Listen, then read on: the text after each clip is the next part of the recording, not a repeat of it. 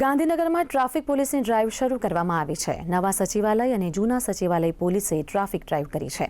Traffic પોલીસની 3 ટીમો દ્વારા વાહન ચાલકો સામે દંડની કાર્યવાહી કરવામાં આવી રહી છે।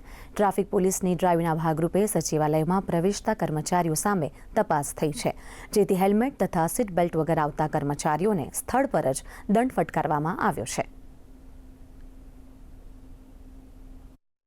ગાંધીનગર શહેરના નવા સચિવાલય અને જૂના સચિવાલય ખાતે પોલીસની ટ્રાફિક ડ્રાઈવ યોજવામાં આવી છે।